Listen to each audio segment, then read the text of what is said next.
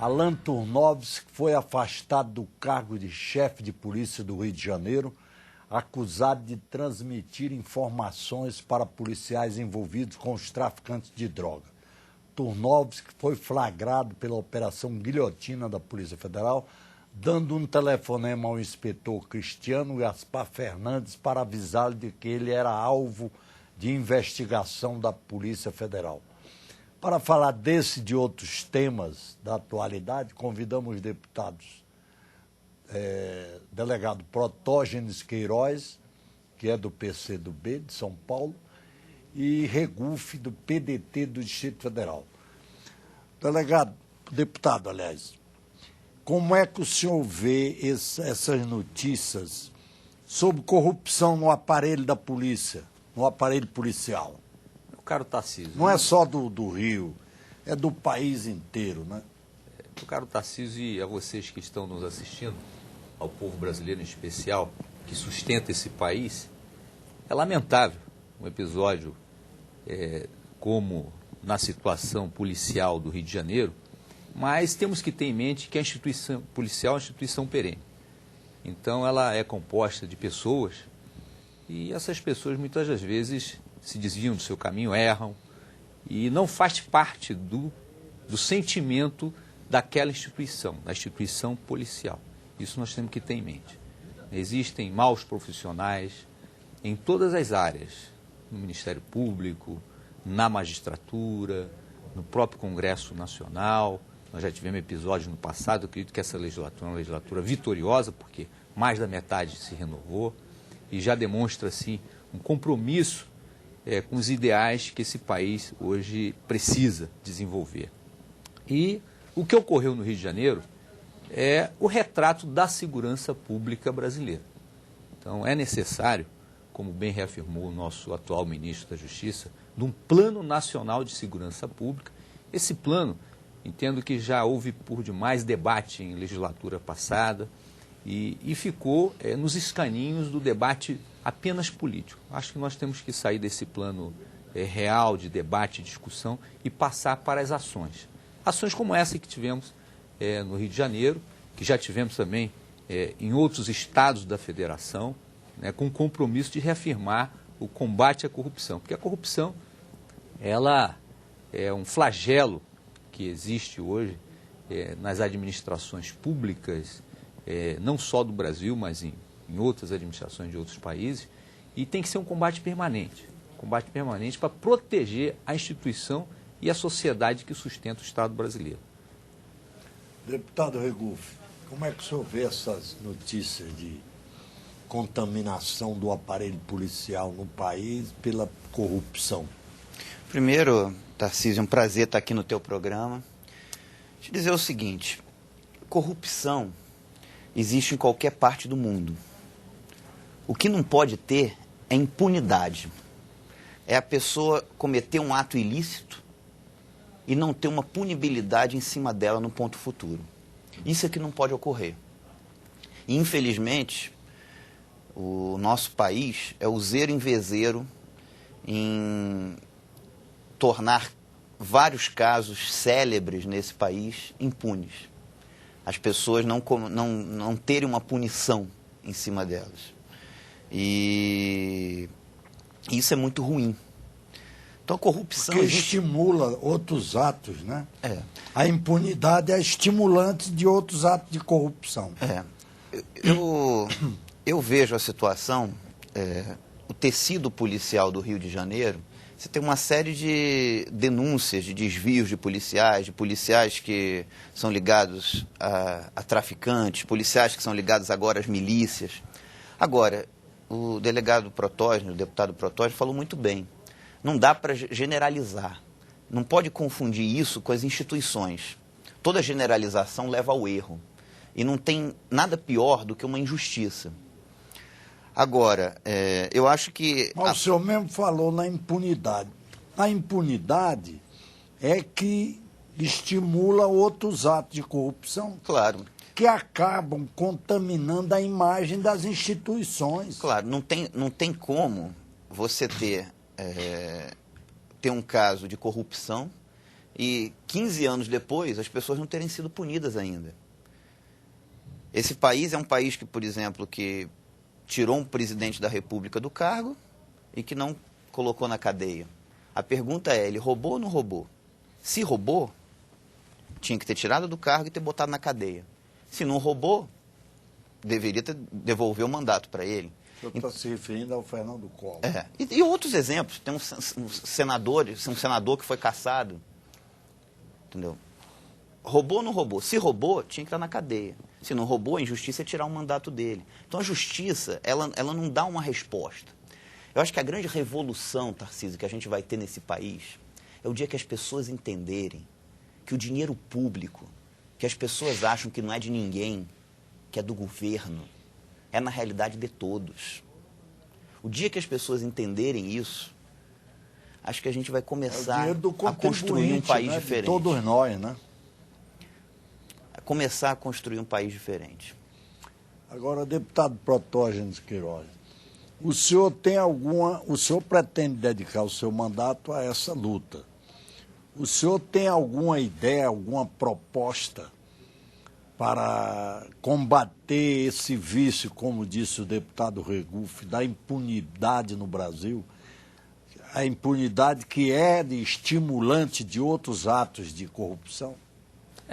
Com certeza, a impunidade, ela alimenta, e a corrupção, ela alimenta outros crimes até tão graves quanto. Né? Eu acredito que a corrupção é um dos crimes mais graves hoje que assola o sistema punitivo brasileiro. Né? Mais do que o narcotráfico, mais do que o próprio homicida. Né? Então, por conta disso, né, que nós temos que ter essa nítida realidade que a corrupção ela alimenta o narcotráfico, ela alimenta o roubo, ela alimenta o desvio de recurso público, ela alimenta o menor abandonado e ela alimenta o pior de todos os corruptos, que é o político corrupto, né? A corrupção na política brasileira. Então, na vida pública, isso é muito grave, isso é muito grave. Em prol de todo esse debate, né, quando ocorreu as perseguições contra mim, particularmente no caso da Operação Satyagraha, onde eu prendi o banqueiro bandido Daniel Dantas, né, por ato de corrupção. Ele foi condenado por corrupção, uma pena que correspondeu àquilo que a sociedade esperava. Flagrantes, né? Exatamente, 10 anos de cadeia, 12 milhões de reais de multa e ao bloqueio aproximado de 3 bilhões de dólares. Quantas pessoas foram envolvidas nessa operação? Foram mais de 20 pessoas. Mais de 20 pessoas que foram... Cuja culpabilidade estava demonstrada. Que era interligada a esse esquema de corrupção. E todas estão impunes? Todas impunes, todas soltas, né?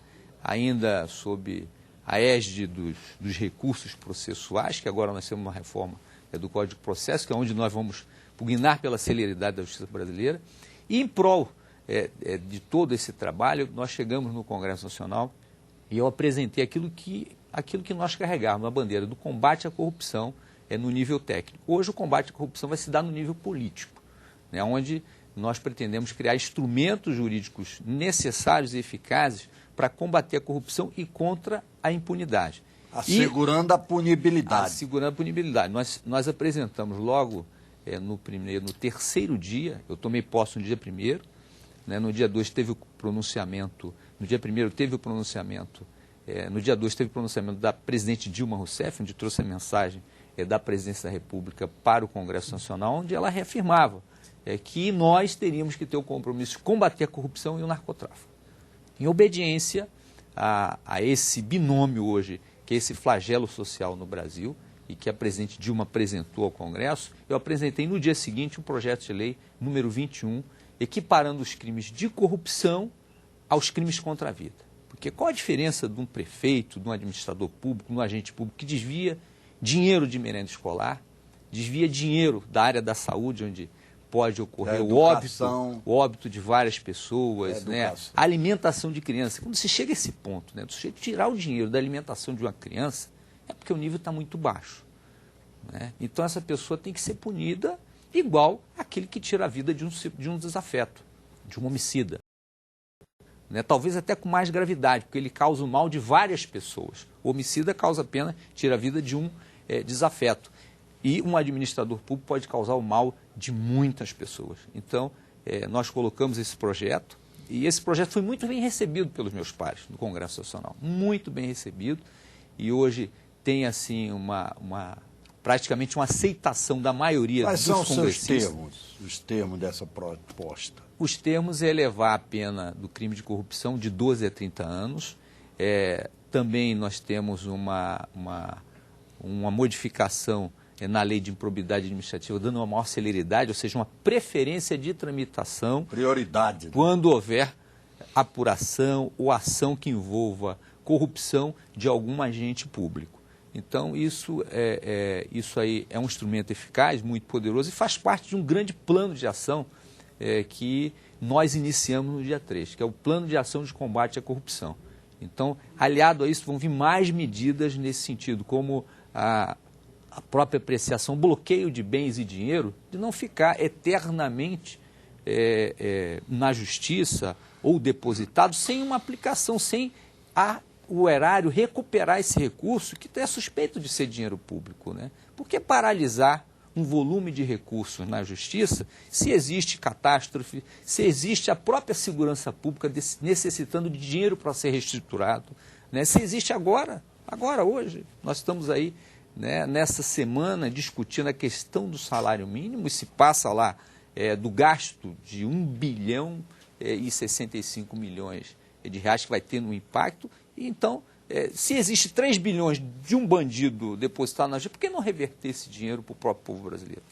Deputado Regufe, o deputado Protório falou que tem essa proposta, uma proposta concreta. O senhor tem alguma proposta para a corrupção no Brasil, para reprimir a corrupção? Eu tenho várias ideias. Agora, além da corrupção, essa corrupção efetiva do desvio do dinheiro público, tem também uma coisa que eu chamo, Tarcísio, de corrupção das prioridades.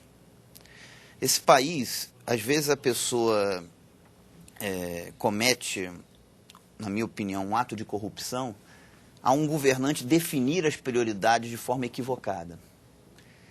Por exemplo, alguém teve aqui o caso da Câmara Legislativa nova do Distrito Federal.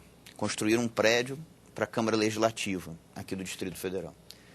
Só a decisão de ter construído um prédio. Custou quanto? Era um projeto que inicialmente estava orçado em 42 milhões de reais e que chegou ao final custando mais de 106 milhões de reais, sem contar a mobília. Ou seja, mais do que 2,5 vezes o orçamento inicial. O senhor acha que foi superfaturado? Mas, independente disso, só o fato de precisar gastar o dinheiro público em uma série de... A população quer que o dinheiro público seja gasto de forma precípua na educação, na saúde e na segurança pública. Então, só aquela decisão é um ato que, na minha opinião, não é um desvio, mas a decisão de construir é uma decisão que também é uma forma, na minha opinião, nessa questão das que eu chamo de corrupção das prioridades. A pessoa construir, às vezes, uma obra quando se precisava gastar o dinheiro público numa pessoa que está sentindo uma dor no hospital. O nosso Estado hoje ele gasta muito com as atividades meio do Estado e pouco com as atividades fim. O excesso de cargos comissionados, o excesso de gastos em publicidade. Isso, na minha opinião, é uma forma de corrupção. Mas, respondendo à sua pergunta, ideias para combater a corrupção. Eu acho que você tem que acabar com o foro privilegiado, entendeu? Acabar com a quantidade de recursos. A pessoa vai... uma pessoa tem dinheiro nesse país, contrata um escritório de advocacia, fica 20 anos e não é presa. E na política, eu acho que a gente precisa fazer uma reforma política nesse país. Esse país precisa passar por uma reforma política profunda. As pessoas hoje, Tarcísio, elas não se consideram representadas na classe política. Isso é culpa dos personagens, por desvios éticos, na minha opinião, inaceitáveis, mas isso também é culpa do sistema. É preciso modificar o sistema. O sistema então é preciso uma reforma política corrupção. profunda. O sistema eleitoral, sobretudo o sistema eleitoral, que não permite a criação de um mecanismo transparente de financiamento de campanha. O mecanismo que existe hoje no Brasil é obscuro, não é claro. Então, misturas público e privado, porque você mistura a conta pessoal dele com o que ele recebeu de doação para a campanha eleitoral. Só voltando no que você colocou de projetos, um projeto que eu tenho, que vou protocolar, é um que pune também o corruptor. Hoje, se acontece alguma coisa, o servidor público ele é até punido, o agente público é até punido. Passivo na corrupção. O empresário que foi o corruptor, não tem nada em cima dele. Ele ainda pode contratar com o Estado logo depois. Isso é um absurdo. Aqui no caso do Distrito Federal, nós tivemos algumas empresas que foram envolvidas nesse escândalo e que têm contratos com o governo. E que nada acontece. Então é preciso punir também o corruptor. Além disso, as contas do governo têm que estar todas na internet, tem que estar tudo lá discriminado. Cada caneta que o governo comprou tem que ir lá saber de quem comprou e por quanto comprou, claro. Para que o contribuinte em casa tenha o direito de saber se o governo comprou bem ou comprou mal, para que ele possa chegar e fiscalizar o governo. Um dia que virasse isso mania, todo mundo fiscalizar o governo, a gente poderia construir um país diferente. Outra coisa, um juiz ou um promotor, quando se envolve E aqui teve o caso do Tribunal de Contas, quando se envolve num caso de corrupção, aí aposentado a bem do serviço público, tinha que ser demitido a bem do serviço público e preso. É verdade. É verdade. Agora, deputado Protónio, o senhor foi autor de uma operação, a Operação Satyagraha, que revelou, como o senhor mesmo disse, mais de 20 figuras culpadas de atos de corrupção. E o senhor sofreu muitas perseguições pessoais, né? O senhor foi perseguido. Mas perseguido na instituição a que o senhor pertence, na Polícia Federal? Houve todo um conjunto de situações que levaram, porque eu atingi um sistema até então inatingível e até então invisível na República Brasileira, aonde se revelou o comprometimento do aparato estatal em todos os níveis federativos. Então, com empreiteiras. Eu sabia desse comprometimento e sabia das consequências que poderiam advir do resultado desse trabalho. Mas o meu compromisso, não só naquele momento, que ainda permanece e vai permanecer até enquanto eu existir nessa república, o meu compromisso é com o meu país, o meu compromisso é com o meu povo. Então, eu levei o trabalho até o último resultado, onde me permitiram dar um exemplo para a população de que quem corrompe vai preso, independente de classe social. Né? Então, se registre-se aqui que durante o trabalho que nós executamos na Polícia Federal de 12 anos, eu nunca aprendi pobre. Nunca aprendi pobre. Sempre fui escalado para investigar a superestrutura de poder do país. Então, inclusive empreiteiros, a classe, vamos dizer, o setor produtivo, o setor financeiro, praticamente uma parcela que não contribui no desenvolvimento do país, muito ao contrário, ajudam a dilapidar o patrimônio público, ajudam a desviar o dinheiro público que estava comprometido com esse sistema. E o próprio sistema político. O senhor sofreu perseguições pessoais. Sofri perseguições. Inclusive na polícia. Eu fui o policial, hoje eu tenho até os colegas das associações de policiais civis, militares, federais, diariamente comparecem ao gabinete para levar demandas a fim de nós aperfeiçoarmos a instituição policial, fazer da instituição policial uma instituição de Estado, não de governo. Uma instituição policial com prerrogativas e garantias constitucionais para poder atuar. Isso é importante, a diferença entre Estado e governo. Então, ela é uma instituição do Estado, não é uma instituição de governo. Então, para tanto, nós estamos implementando um conjunto de instrumentos que vão garantir a instituição policial a ter esse nível. O senhor está Pensando nesses instrumentos. Quais sim. são esses instrumentos? Seria uma PEC para equipar... Uma proposta de emenda constitucional. De emenda constitucional, elevando a instituição policial ao mesmo nível de responsabilidade e importância na estrutura constitucional brasileira, como os órgãos do Poder Judiciário, da Magistratura e os órgãos do Ministério Público. Então, a instituição policial... Para ganhar autonomia?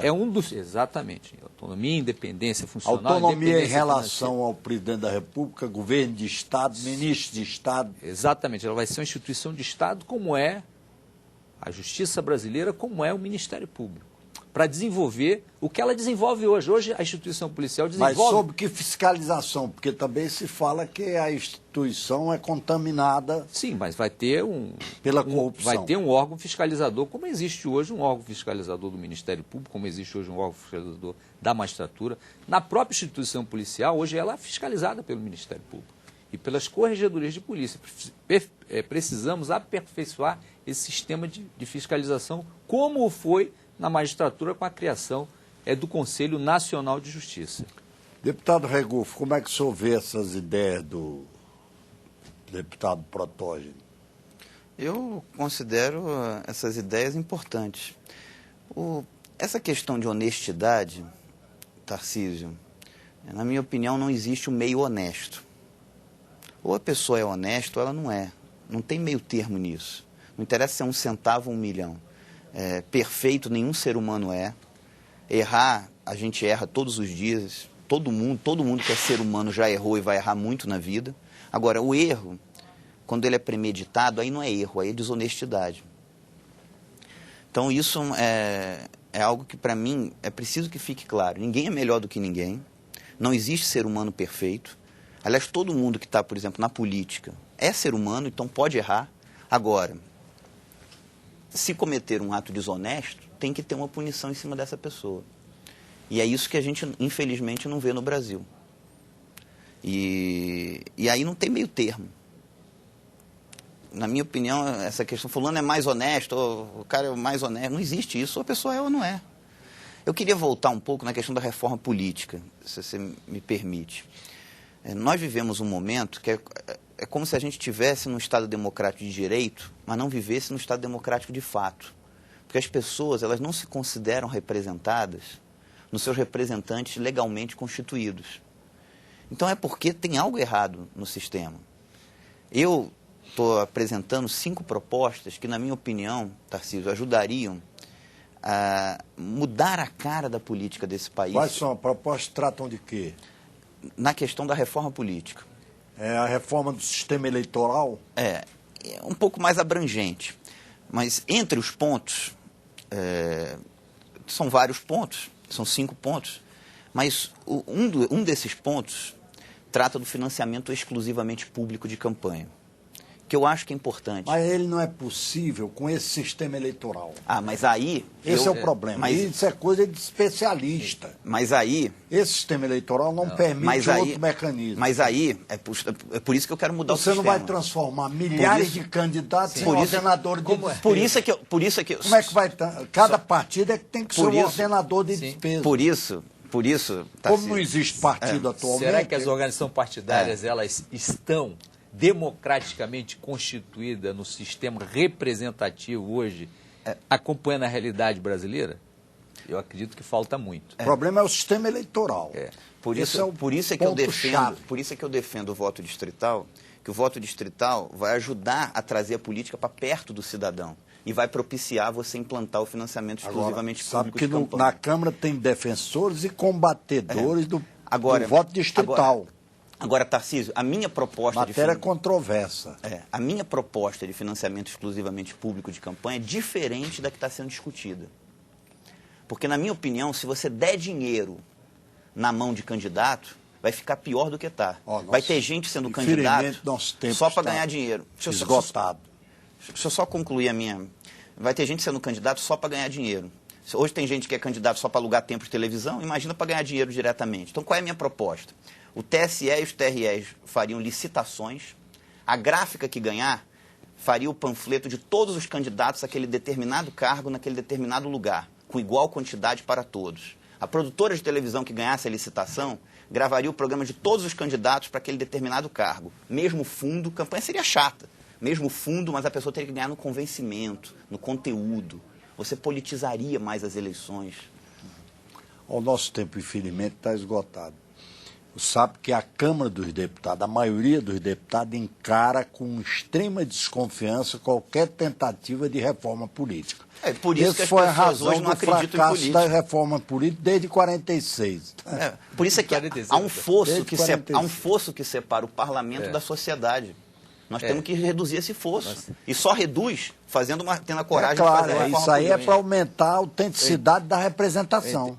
E tem que tudo citar, Tarcísio, numa questão central, onde nós pretendemos empenhar essa luta, né? Não só no combate à corrupção, mas equilibrar o interesse público do interesse privado, que ficou muito distante. Hoje o interesse privado está maior do que o interesse público, né? Então tem que haver um equilíbrio.